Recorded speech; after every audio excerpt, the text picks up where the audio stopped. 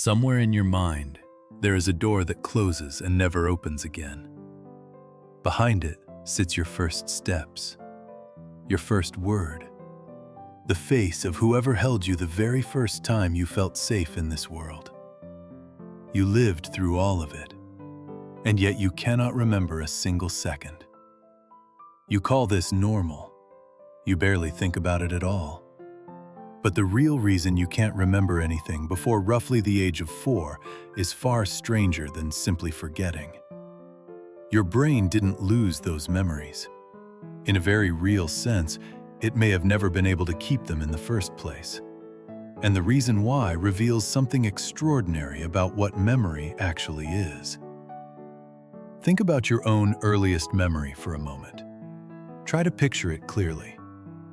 Chances are it feels blurry, fragmented, more like a photograph than a lived moment. Chances are it doesn't reach back nearly as far as you'd expect for a mind that was clearly conscious and aware years before that memory begins. Psychologists call this childhood memory gap infantile amnesia.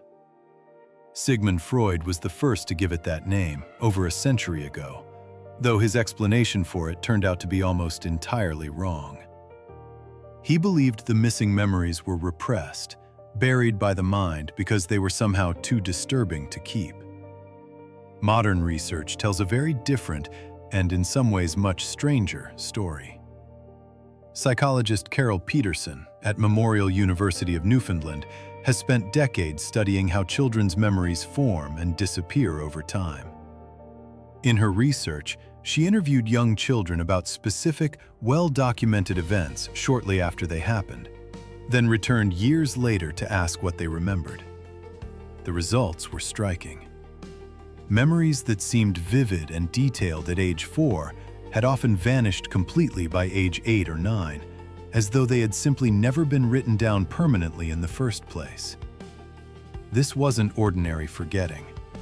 Ordinary forgetting fades gradually, the way an old photograph loses color over years. This was closer to erasure. The memories weren't fading. They were being lost at a specific, predictable age, almost as if a switch inside the brain hadn't been fully turned on yet when they were first formed. Why would a brain fail to preserve memories from its very own childhood? The answer seems to lie in the hippocampus, the small, seahorse-shaped structure deep in your brain, responsible for converting short-term experience into long-term memory.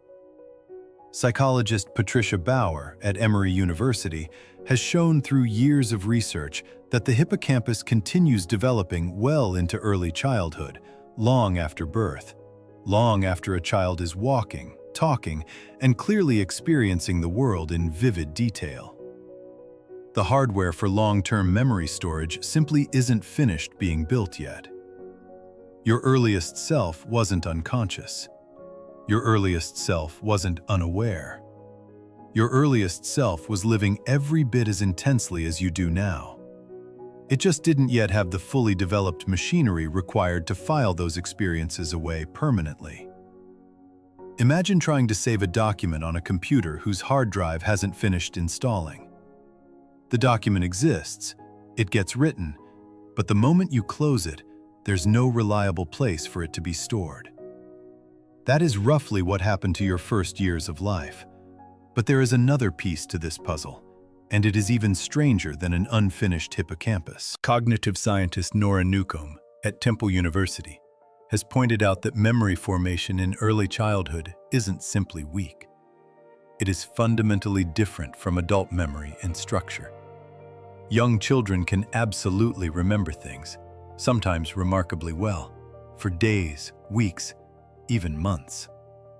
What they struggle to build is the kind of memory that survives radical developmental change.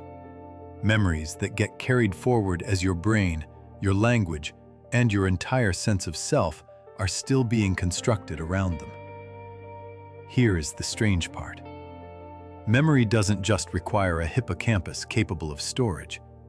It requires a stable enough self to attach the memory to. Before roughly age 3 or 4, most children haven't yet developed the strong autobiographical sense of self.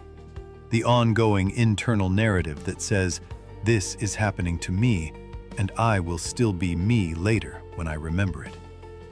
Without that continuous thread of identity, early experiences have nowhere permanent to be filed. They aren't attached to a stable narrator yet, and a memory without a narrator to hold it eventually has nowhere to go. This reframes something remarkable about your earliest years. You weren't a blank slate, simply waiting to start remembering. You were a fully feeling, fully experiencing person, built on foundations that hadn't yet solidified enough to hold on to themselves. Language plays a critical role here too. Around the same age memories begin sticking permanently. Children are also rapidly acquiring the words needed to describe sequences, cause and effect, and their own internal states. Researchers have found that children who develop richer conversational language earlier tend to retain slightly earlier memories than children who develop language more slowly. Memory, it turns out, doesn't just live in raw sensory experience. It lives partly in narrative, in the words available to string a moment into a story worth keeping.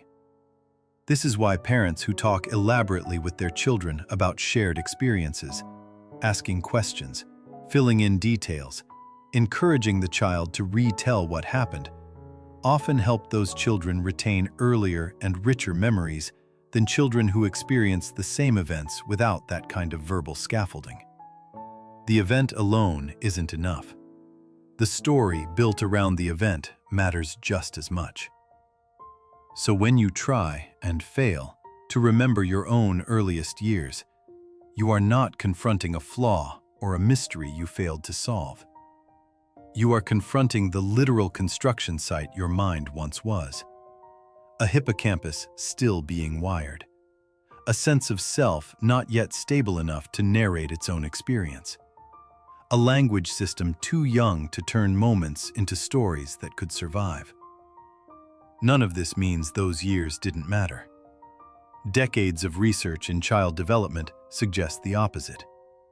Early relationships, early security, early emotional patterns often shape adult behavior profoundly, even though the specific memories themselves are gone.